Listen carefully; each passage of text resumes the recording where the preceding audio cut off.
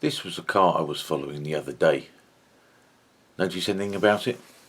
Notice, for instance, that it's a bit grubby, like it hasn't been washed for a month.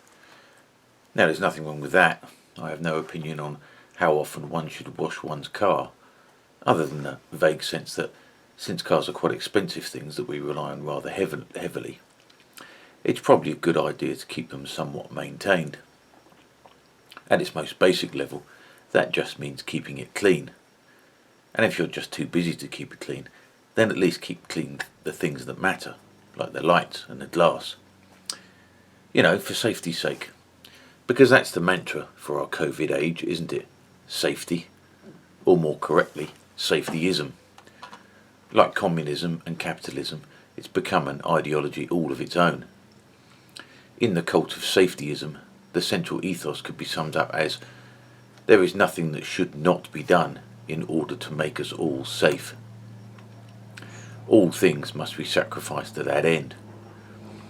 Your liberty, your business, your children's education, and even your personal human relationships, even at the point of death, are all expendable in the single-minded pursuit of personal physical safety. But did you notice anything else about this car? It's not immediately obvious, since I've disguised it, but there's one particular part of the car that was not dirty. The number plate, or the license plate for North Americans. As you can see, it has been deliberately wiped clean, I assume, to make it more legible. So why did the owner of the car do this? Why? After all, they haven't cleaned the lights or the windows, which are far more important from a safety point of view. As you can see, the general grime of the car extends to the light clusters and on the unswept portion of the rear glass.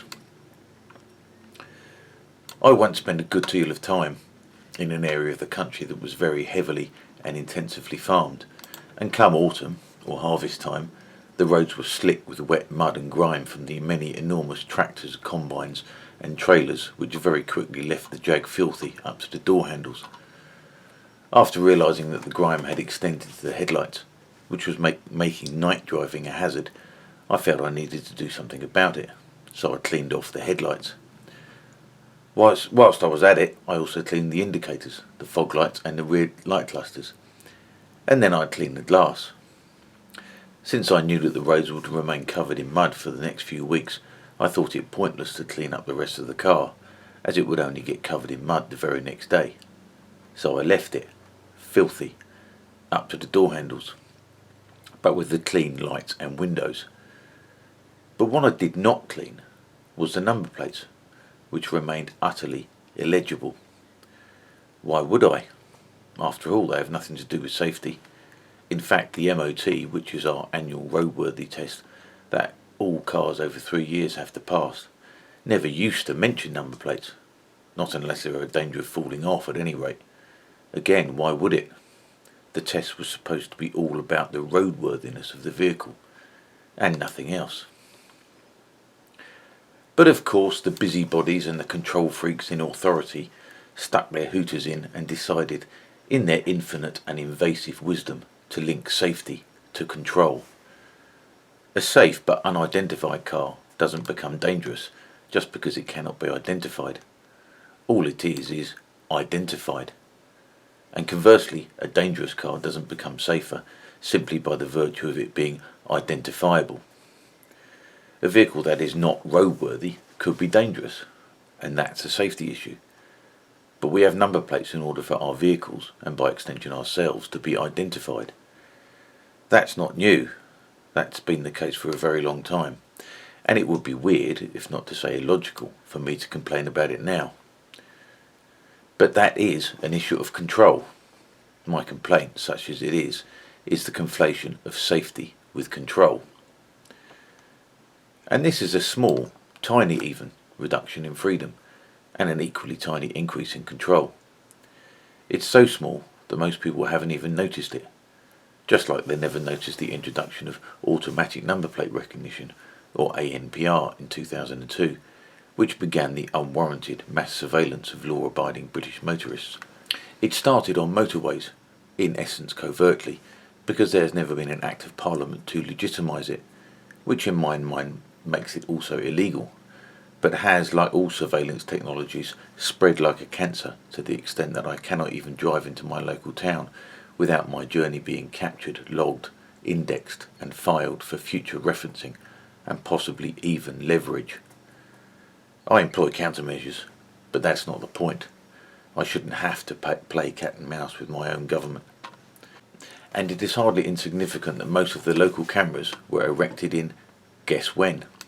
The last 2 years, when we were all locked down, when so many of our other, more obvious and admittedly more important freedoms were under assault. With restrictions lifted and the vaccine mandates defeated for now at least, even if we do go back to what everyone assumes is normal, freedom will have been diluted in these small ways that nobody ever notices. But we should notice them. We should notice them for their own sake, but we should also notice them as they are harbingers of what's likely to come.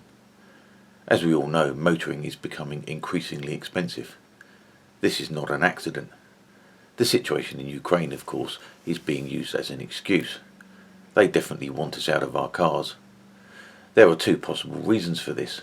The official one is that cars pollute and congest, and that in the era of climate change, they are a luxury that we can no longer ecologically afford, so they are making as economically unaffordable as possible to achieve that goal. The ends, as with all tyrannical revolutions, justifying the means. Public transport is leaner, cleaner and greener, they say, leading to a better world for everyone. Better for everyone except those who value freedom of movement, that is. And the second and much more likely reason for crowbarring us out of our private cars is that the private car is the object that is the single most perfect representation of personal freedom we have. And although this is probably not the principal conscious reason that people buy cars, I think it's likely to be an unconscious one. We all know that most people buy cars as a means to get from A to B, as a shopping trolley, or as a taxi to ferry their kids around. People like me, however, buy cars for their own sake, and so we make an active, deliberate choice to buy a particular brand or model of car, rather than something that makes more practical or economic sense. But what unites the getting from A to B motorist from the status symbol or love of driving crowd is the underlying sense of freedom that the private car provides. And that is what they want to clamp down on, and they are doing it. ANPR was the first restriction, being effectively a very long leash that every driver must be attached to. Artificially inflated fuel prices are another. Congestion charging in cities that make those cities effectively out of bounds is yet another.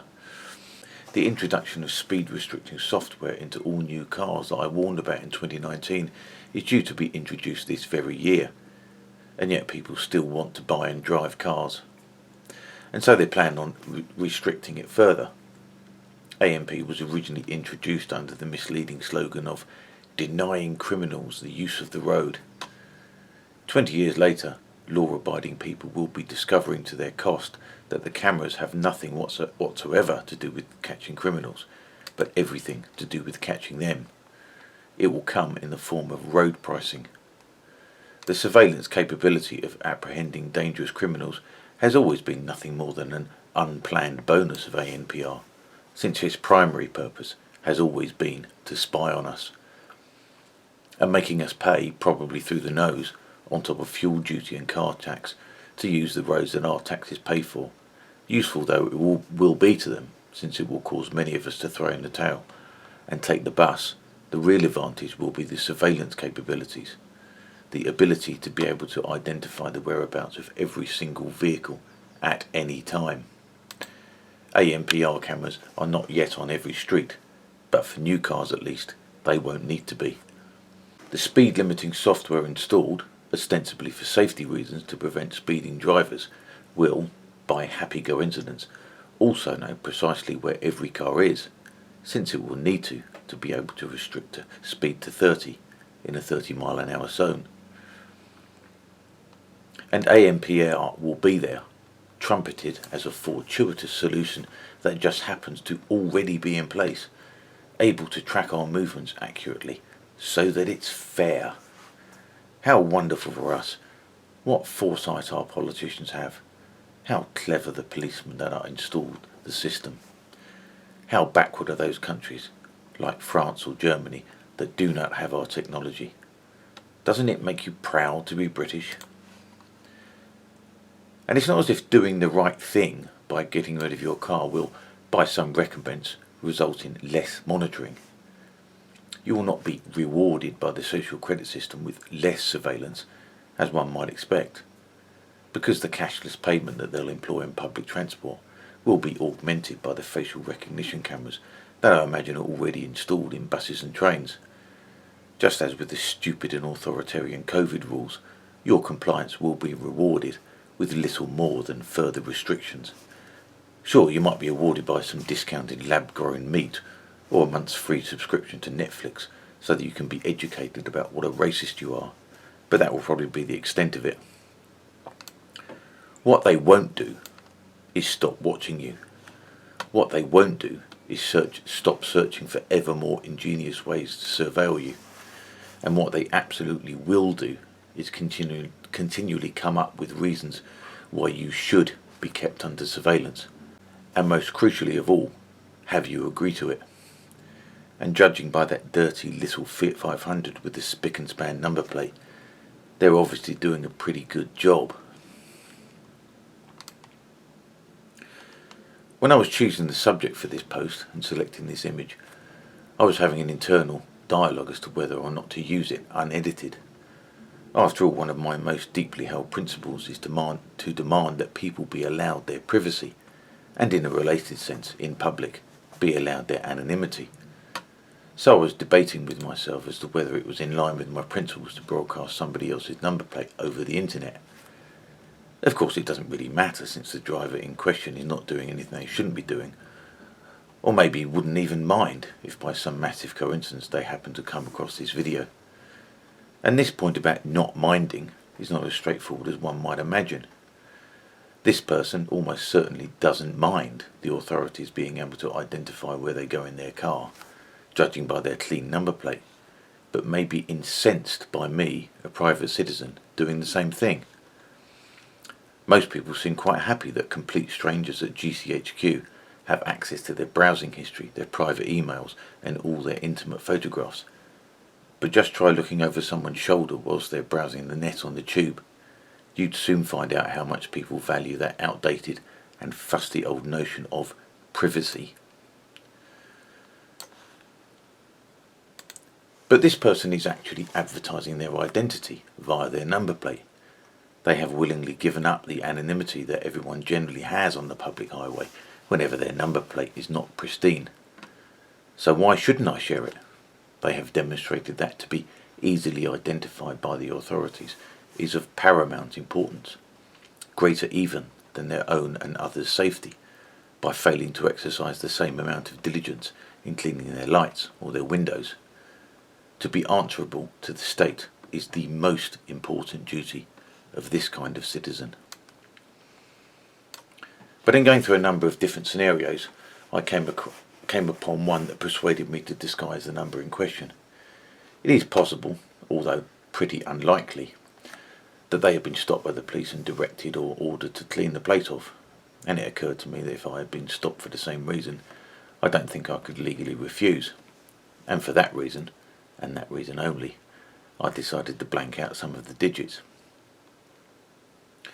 But the likelihood remains that this driver had willingly adopted the position of the submissive in their relationship to the state. They viewed the authority of the state as being more important than their, if not perhaps their desire, but their right to anonymity. What is also probably extremely likely is that this person is totally law-abiding, perhaps in every way imaginable. And if that is the case, and that they are innocent of all wrongdoing, then there is no need for them to be under state surveillance, nor easily identifiable, because everyone is presumed innocent until proven otherwise. Innocent people do not need to be watched. But as those who never tire of conjuring up reasons as to why the innocent, along with the guilty, need to be watched, will say that since we cannot divine who is and who is not guilty, so the safest way, the most prudent approach, is to overturn the centuries-old bedrock of our legal system, that of presumed innocence, and instead presume guilt. After all, they'll say, if you let them, the guilty will lie about their guilt and insist that they are innocent. How are we to tell who is innocent and who is guilty? Well, the obvious truth is that we can't tell, and that is obvious.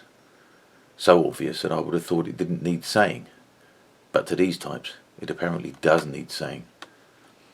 What I would also have thought obvious, but seems not to be, is that this change of presumption comes with some costs.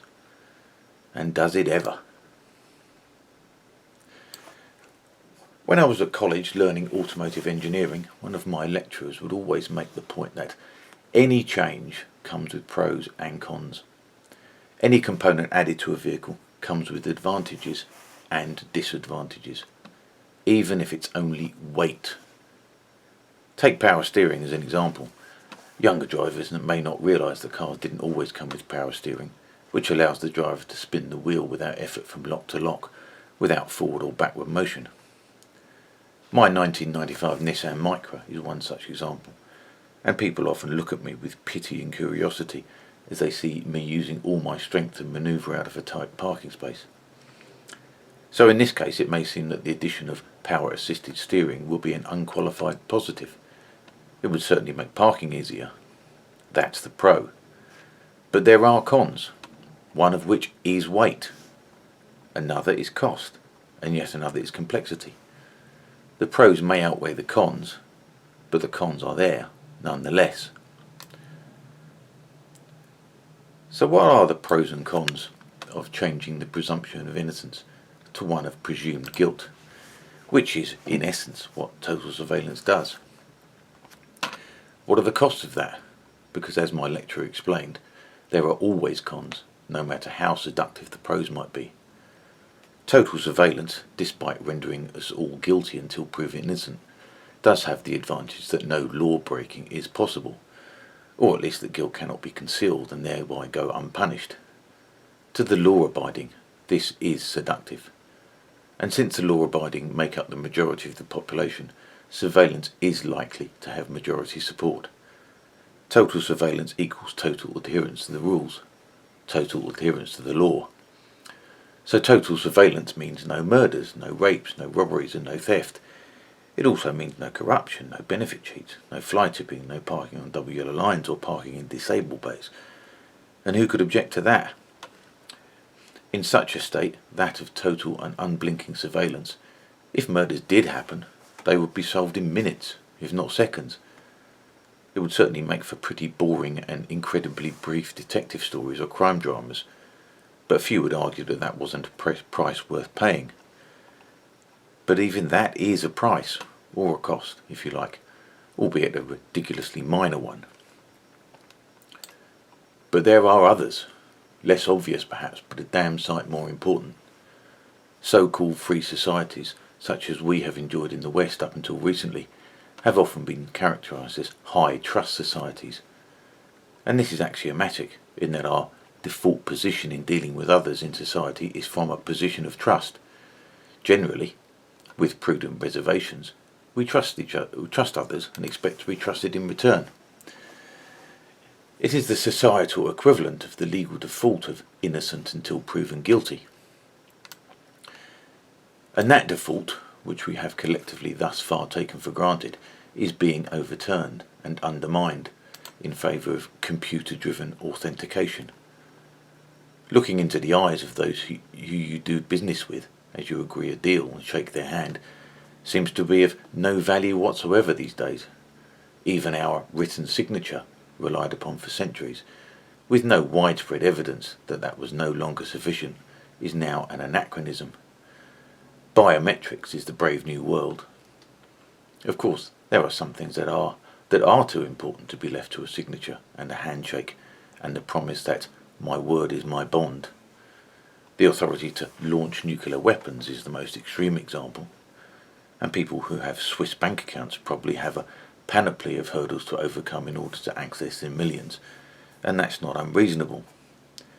And even in high-end business deals, there is a concept known as due diligence, where company lawyers and other underlings go through the finances and liabilities of either side to ensure that they aren't being ripped off to, as it were, augment that promise and that handshake. Now, I've been banging on about the surveillance state for quite a number of years now, and whenever I talk to people about it, the most common response is not the ridicule you might expect, but instead a kind of polite dumbness, which usually results in a pregnant pause followed by a leisurely and what they imagine is a not too obvious change of subject.